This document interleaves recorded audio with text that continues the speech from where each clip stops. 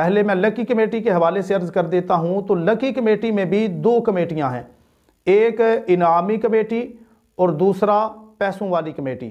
انعامی committee میں یہ ہوتا ہے کہ مختلف قسم کے انعام رکھ دیے جاتے ہیں، جس بندے کی کمیٹی نکلتی ہے اسے وہ انعام دے دیا جاتا ہے، اب وہ بندہ کمیٹی سے باہر ہو جائے گا، اب وہ باقی کمیٹیاں نہیں دے گا۔ اس میں ہوتا یہ ہے کہ جتنے بھی کمیٹی ڈالنے والے حضرات ہوتے ہیں، ایک کی اگر کمیٹی نکلتی ہے وہ اپنا انعام لیتا ہے، پھر کمیٹی سے باہر نکل جاتا ہے، دوسرے کی نکلتی ہے وہ اپنا انعام لیتا ہے، وہ بھی کمیٹی سے باہر نکلتا ہے، تیسرے کی نکلتی ہے وہ بھی باہر نکل جاتا ہے۔ یعنی جس جس کی کمیٹی نکلتی جائے گی، جس جس کا انعام نکلتا جائے گا، وہ کمیٹی سے باہر ہوتا جائے گا، اسے باقی کمیٹیاں دینے کی اب ضرورت نہیں ہے۔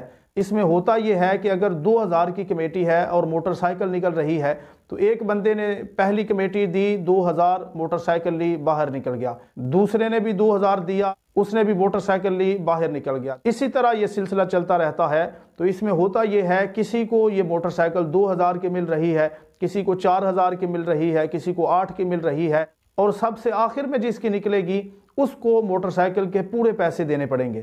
تو یہ طریقہ شریعت میں جائز نہیں ہے۔ اور پھر انعامی کمیٹی میں جہالت یہاں تک چلی جاتی ہے کہ مذہبی افراد کو بھی قائل کرنے کے لیے باقاعدہ عمرے کے ٹکٹ بھی رکھ دیے جاتے ہیں۔ جہاں موٹر سائیکل انعام میں رکھی گئی ہے، جہاں واشنگ مشین انعام میں رکھی گئی ہے، جہاں کاریں انعام میں رکھی گئی ہیں، وہاں عمرے کے ٹکٹ بھی انعام میں رکھ دیے جاتے ہیں۔ تو کتنی دین سے دوری ہے کہ سودی پیسے سے عمرے کروائے جا رہے ہیں۔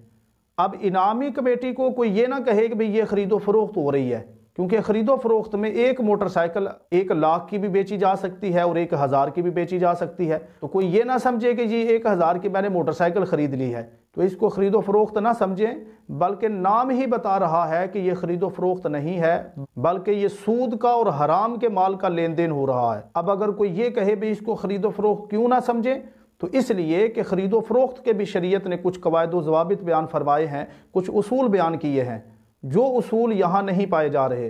مثال کے طور پہ خرید و فروخت میں پہلے یہ طے ہونا چاہیے بھی فلاں بندے کو موٹر سائیکل 2000 کی ملے گی، فلاں کو 4000 کی ملے گی، فلاں کو 8000 کی ملے گی۔ یہ ساری چیزیں پہلے سے طے کرنا ضروری ہے، اور یہاں طے نہیں کیا جاتا۔ اسی طرح موٹر سائیکلیں ان کے پاس ہوتی ہی نہیں ہیں، جب کسی کا انعام نکلتا ہے تو پھر لے آتے ہیں اور اس کے حوالے کرتے ہیں۔ تو جو چیز ان کی ملکیت میں ہے ہی نہیں، تو اس کی خرید و فروخت بھی شریعت میں جائز نہیں ہے۔ اسی طرح خرید و فروخت کے حوالے سے اور بہت سی چیزیں ہیں جو یہاں نہیں پائی جا رہی۔ دوسری پیسوں والی کمیٹی ہے، اس میں انعام نہیں ہوتے بلکہ اس میں پیسے ہی اس فرد کے حوالے کر دیے جاتے ہیں۔ مثال کے طور پہ 1 لاکھ اگر کمیٹی نکل رہی ہے اور ہر ماہ 2000 دینا ہے، تو ایک بندے نے 2000 دیا، اس کی کمیٹی نکلی 1 لاکھ لے گا، وہ کمیٹی سے باہر، اب باقی کمیٹیاں اسے دینے کی ضرورت نہیں ہے۔ دوسرے ماہ جس نے 2 کمیٹیاں دی ہیں اس کی نکلی، وہ بھی کمیٹی سے باہر ہو گیا۔ تو اس میں ہوتا یہ ہے کہ ایک بندے نے 2000 دیا اور لاکھ لے کے چلا گیا، ایک نے 4000 دیا، لاکھ لے کے چلا گیا۔ اسی طرح یہ سلسلہ چلتا رہتا ہے۔ اس میں چونکہ زیادتی ہو گئی ہے، جتنا دیا ہے اس سے زیادہ مل رہا ہے، تو یہ بھی جائز نہیں ہے۔ لہٰذا انعامی کمیٹی جس میں انعامات دیے جاتے ہیں، یا لکی کمیٹی جس میں پیسے دیے جاتے ہیں، یہ شریعت میں بالکل بھی جائز نہیں ہے۔ میں نے ایک پہلو سے یہ مسئلہ سمجھانے کی کوشش کی ہے، وگرنہ لکی کمیٹی میں، انعامی کمیٹی میں اور بولی والی کمیٹی میں جوے کا پہلو بھی پایا جاتا ہے کہ اس میں یوں سمجھے پیسہ داؤ پہ آپ لگا دیتے ہیں، فائدہ ہو بھی سکتا ہے اور نہیں بھی ہو سکتا۔